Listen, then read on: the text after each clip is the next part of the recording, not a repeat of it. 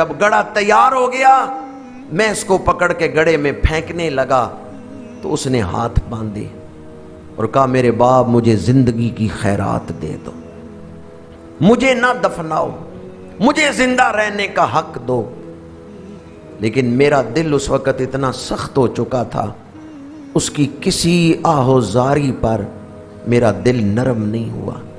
میں نے اس کو گڑے میں پھینکا، اس پر مٹی ڈال رہا ہوں اور اس کی آواز آ رہی تھی یا ابتا یا ابتا۔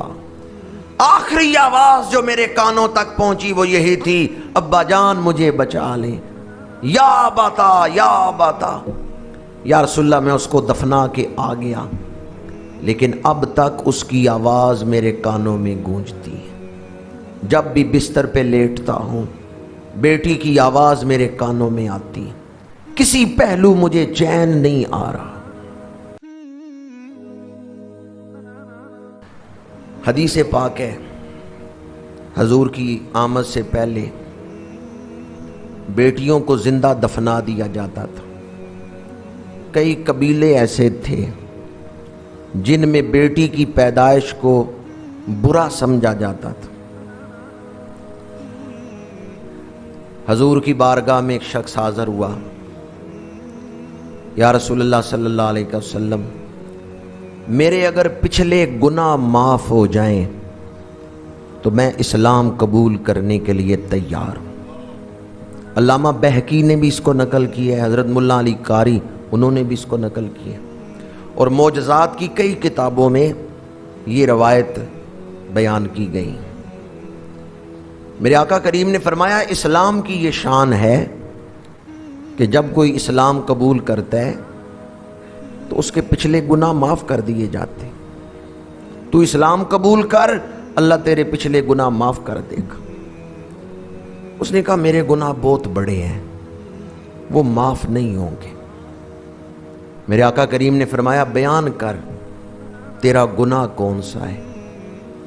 اس نے کہا میں سفر پہ جا رہا تھا، میری بیوی حاملہ تھی، میں نے اپنی بیوی سے کہا کہ اگر بیٹا پیدا ہو تو اس کو زندہ رکھنا، اور اگر بیٹی پیدا ہو تو اس کو زندہ درگور کر دینا۔ میں نہیں یہ سننا چاہتا کہ کوئی مجھے یہ کہے کہ میں بیٹی کا باپ ہوں۔ 4-5 سال وہ تجارتی سفر پہ رہا۔ اس دور میں چونکہ ذرائع آمد و رفت اتنے تیز نہیں تھے۔ وہ کہتے ہیں جب میں واپس آیا تو میرے گھر کی دہلیز پہ ایک بچی کھیل رہی تھی۔ میں نے اس سے پوچھا تو کس کی بیٹی ہے؟ تو اس نے کہا میں اس گھر کے مالک کی بیٹی ہوں، یہ جس گھر کی دہلیز پہ میں کھیل رہی ہوں اسی کے مالک کی میں بیٹی ہوں۔ وہ شخص کہتا ہے میں نے اس کو جواب دیا مالک تو میں ہوں اس گھر کا، کیا تو میری بیٹی ہے؟ تو بچی خوش ہو گئی، وہ دوڑ کے میری پنڈلیوں سے لپٹ گئی۔ اس نے کہا میری ماں مجھے بتاتی تھی کہ تیرا باپ سفر پہ گیا ہوا ہے، میرے والد آ گئے ہیں، میرا ابو آ گیا ہے۔ اس نے میری پنڈلیوں کو ہاتھوں میں پکڑ لیا، لپٹ گئی۔ میں نے غصے سے اس کو ہٹایا اور چلا کے اپنی بیوی کو بلایا، کیا یہ میری بیٹی ہے؟ بیوی نے کہا ہاں یہ تیری بیٹی ہے۔ مجھے اتنا غصہ آیا کہ میں گھر میں داخل نہیں ہوا، بیٹی کو پکڑا اور گھسیٹتے ہوئے آبادی سے باہر لے گیا۔ پھر میں نے گڑھا کھودنا شروع کیا تاکہ اس کو زندہ دفنا دوں۔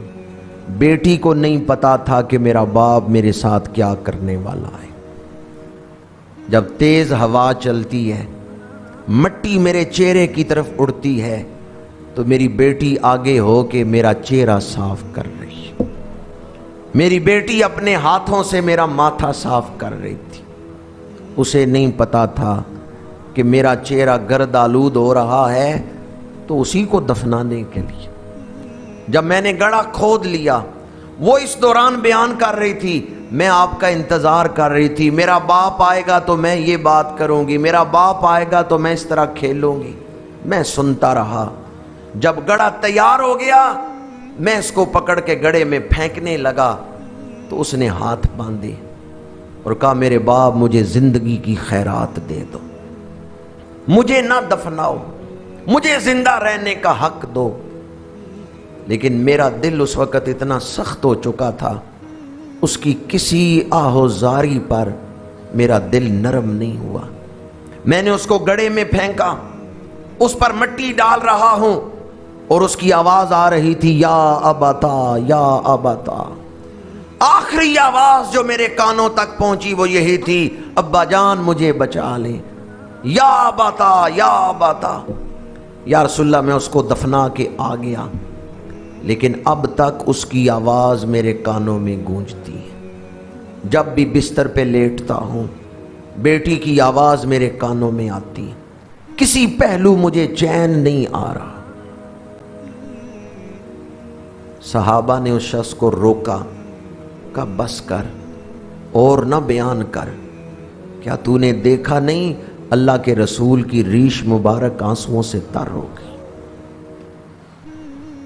میرے آقا کریم نے فرمایا اسلام کی یہ شان ہے کہ اگر کوئی اسلام قبول کرے تو اللہ تعالیٰ اس کے پچھلے گناہوں کو معاف فرما دیتا ہے۔ اس شخص نے کہا اگر میری بیٹی خود بول کے کہے کہ میں نے اپنے باپ کو معاف کیا تو پھر میرا دل مطمئن ہوگا۔ میرے آقا کریم نے فرمایا چل مجھے اس کی قبر پر لے چل۔ حضرت عیسیٰ علیہ السلام نے مردے زندہ کیے ہیں تو ہمارے آقا کریم نے بھی مردے زندہ فرمائے۔ سب سے اولا و اعلیٰ حضور اس قبر سے کچھ فاصلے پر ہیں، اس گڑھے سے کچھ فاصلے پر ہیں۔ اس بچی کو آواز دی، اس نے جواب دیا لبیک و سعدیک یا رسول اللہ۔ میرے آقا کریم نے فرمایا کیا تو اپنے باپ کو معاف کرتی ہے؟ اس نے جواب دیا یا رسول اللہ میں کبھی اپنے باپ کو معاف نہ کرتی، لیکن آپ تشریف لائے، آپ آ گئے ہیں میری قبر پہ، یا رسول اللہ میں اپنے باپ کو معاف کرتی۔ پھر میرے آقا کریم نے فرمایا کیا تو دنیا میں رہنا پسند کرے گی یا واپس اپنے رب کے قرب میں جانا پسند کرے گی؟ اس نے عرض کیا وجدت ربی رحیمہ، میں نے اپنے رب کو بڑا مہربان پایا ہے، میں نے اپنے رب کو ماں باپ سے بڑھ کے مہربان پایا ہے، اس لیے میں اپنے رب کے قرب میں رہنا چاہتی ہوں۔ اس پر موت طاری ہو گئی۔ میرے آقا کریم صلی اللہ علیہ وآلہ وسلم نے بچیوں کو اس ظلم سے نکالا، بچیوں کو زندہ رہنے کا حق دیا اور ان کو رحمت قرار دیا۔ حدیث پاک ہے فرمایا جس گھر میں بچی پیدا ہو رحمت کا فرشتہ نازل ہوتا ہے، اور اس بچی کے سر پہ ہاتھ پھیر کے کہتے ہیں جو تیری کفالت کرے گا اللہ اس کی مدد کرے گا۔ اللہ کی رحمت آئے تو تنگ دل ہونا چاہیے یا خوش ہونا چاہیے؟ کتنی حیرت کی بات ہے، ایک طرف بیٹی کو رحمت بھی کہتے ہیں، دوسری طرف دل بھی تنگ ہو رہے ہیں۔ جب اللہ کی رحمت ہے تو پھر دل میں تنگی کس بات کی؟ بیٹی اللہ کی وہ رحمت ہے جو جنت کا دروازہ کھلوا دیتی، بیٹی اللہ کی وہ رحمت ہے جو قرب رسول کا ذریعہ بن جاتی ہے، بیٹی اللہ کی وہ رحمت ہے جو رزق میں برکت کا باعث بن جاتی ہے۔